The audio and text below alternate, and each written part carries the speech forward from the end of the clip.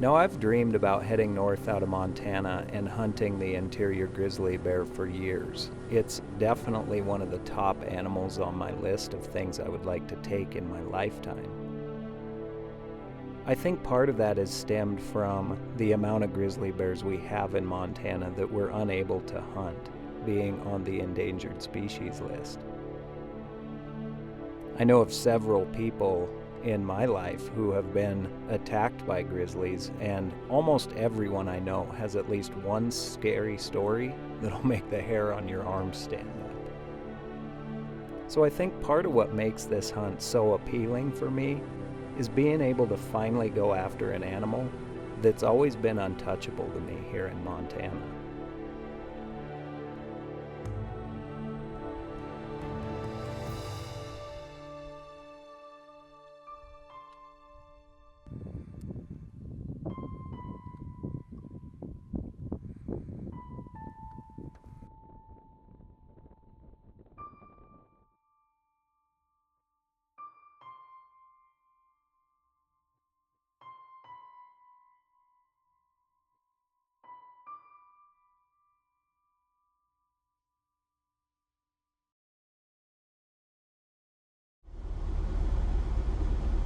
Now, when this hunt presented itself, my friend Ben Haugan and I discussed our options, and the fact that it fell in the middle of August made it even more appealing, knowing that we wouldn't miss any of our elk hunting here in Montana in September. So Ben and I decided you only live once, and we committed to this hunt. What do you think, Ben?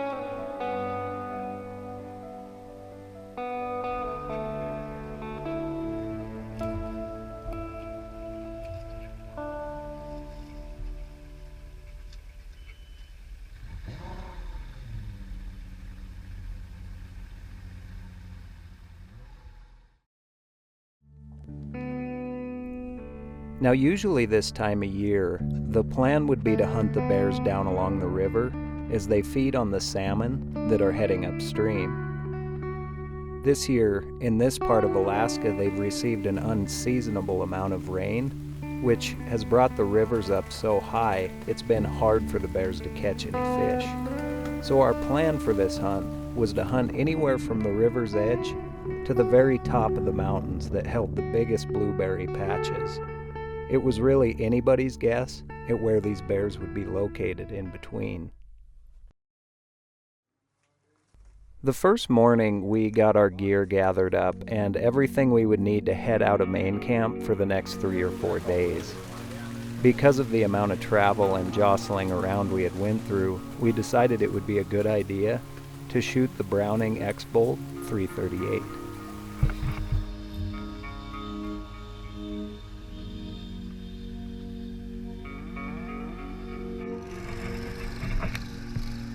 It was really surreal to have our gear in the Argos and be cruising through the middle of nowhere Alaska in search of grizzly bears. This was something I had dreamed about my whole life, and to be actually sitting here doing it with one of my best friends was definitely like pinch myself kind of moment. And it was hard to believe that we were actually there doing it.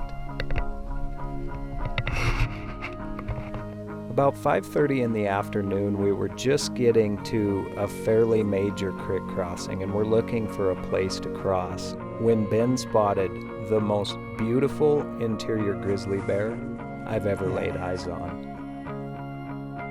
This bear was everything I had come to Alaska for.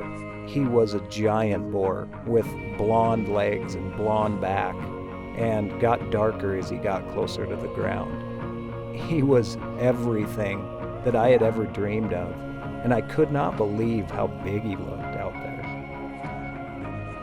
I'll just never forget thinking of how big this bear looked out there in comparison to us, and knowing how big everything else was. This thing was a beast, and it was exactly what I had come here for.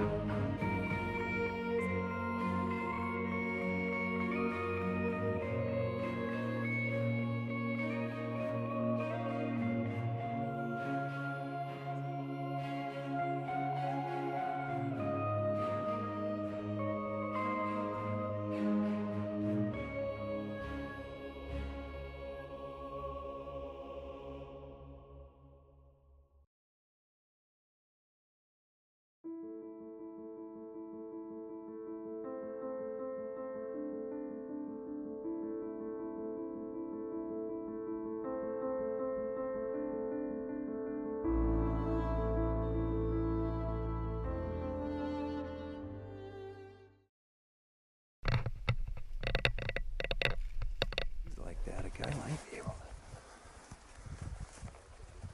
to. Huh? Let's do it. I got a good wind.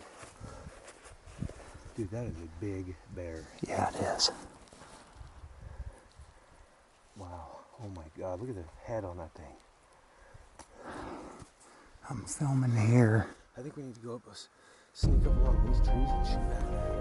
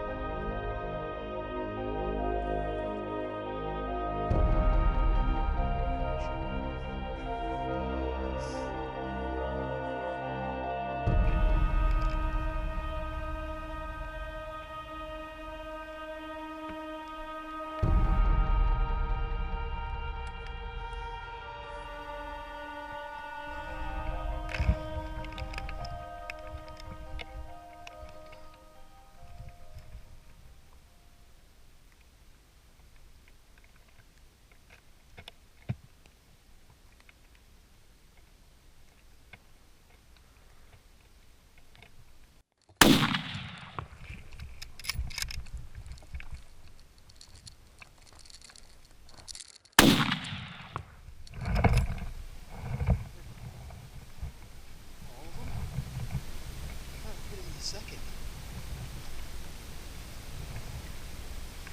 Scope myself. All of them?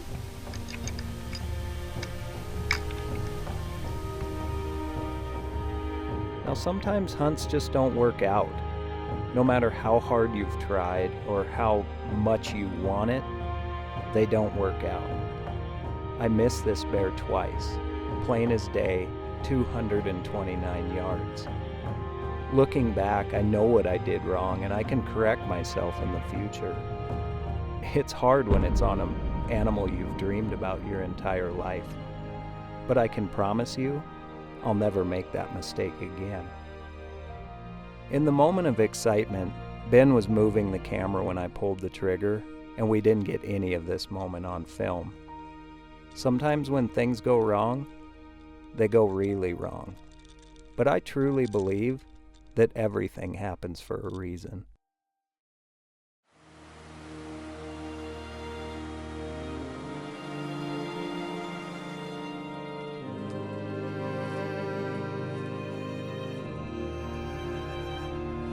That's one of the hardest misses I've ever had to stomach in my entire life.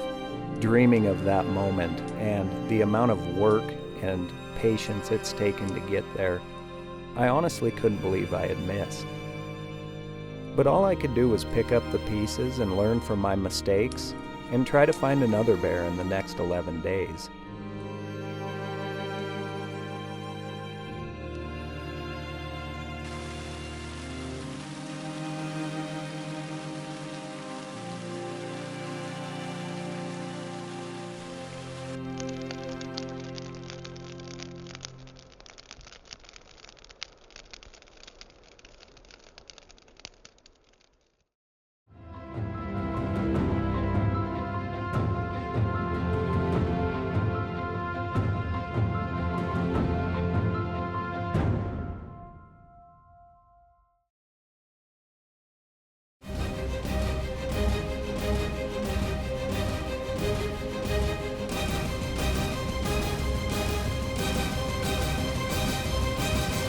Hunt smarter with the new era of GPS.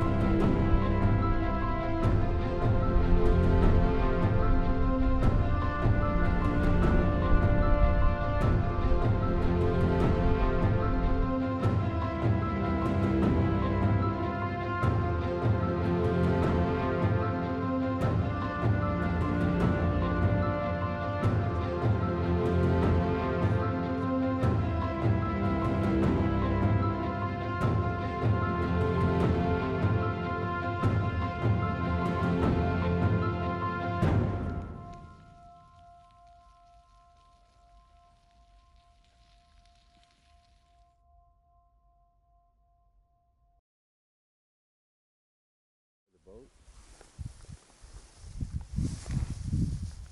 One of them sitting behind the trolley.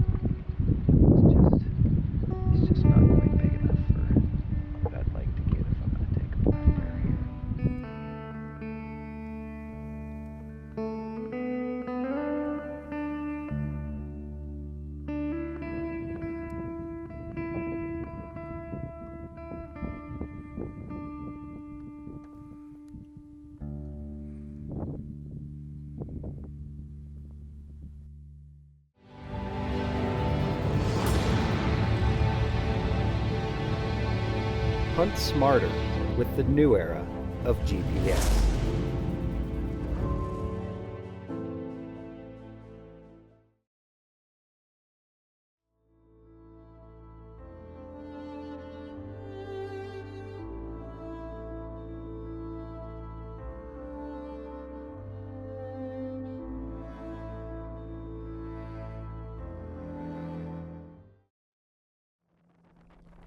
With 3 days left, we packed the jet boat for a few days on the river. We had plans of traveling 60 to 100 miles up the river, just depending on what we ran into. We just really wanted to cover the country and break into some new ground that we hadn't hunted yet. As we headed up the river, the amount of wolf sign continued to increase. There went from just being a few tracks on the bank to lots of tracks on the bank. So our awareness and watching for wolves went from about 5 on the scale to a 10. After catching a glimpse of a few wolves along the riverbank, we were completely pinned up and ready for the next opportunity that might present itself.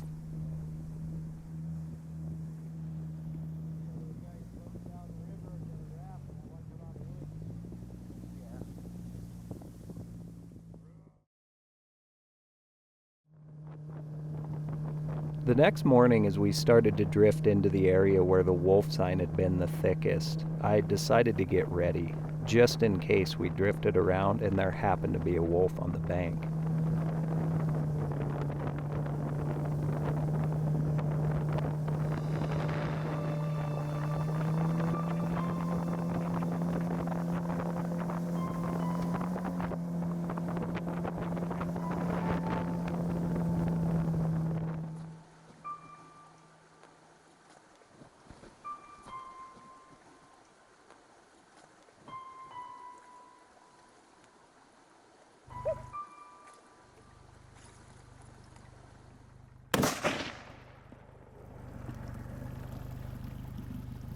Got him. You hit it.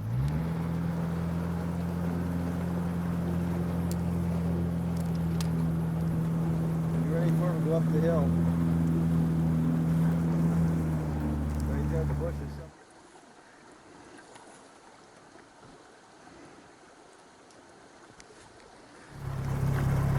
I think I just shot him. I know I just hit a big white wolf. It was right along, we drifted around the corner right here. Big white wolf standing on the bank.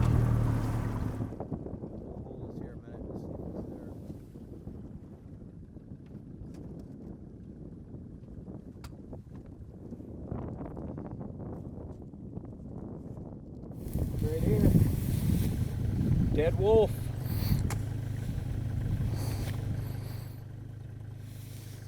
Day 7 in Alaska, and we were just drifting back down the river towards main camp. We actually found a dead caribou in the river just down from here yesterday on our way up, and you could tell that the wolves had got to it and that it had just went back into the water for safety and then died out there when we found it. It was fresh.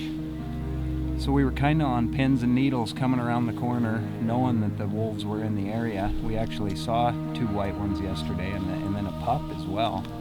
I mean, we were talking, of all the animals in North America to kill, a wolf is about the toughest one to get. And it's just kind of unbelievable that we were able to put it together and make it happen. I still really can't believe that we're sitting behind a white wolf here. Just blown away at the opportunity to take an animal like this, a beautiful white wolf in the middle of Alaska, and it's quite an experience. I really don't know what to say. Just feel so lucky to get the opportunity and made a good shot. Hit it really good, and somehow, even with the .338, this wolf managed to make it probably 50, 60 yards from where I hit it, and I hit it good. So it just goes to show you how tough these dogs are. But never would have dreamed coming up here I'd end up with a white wolf.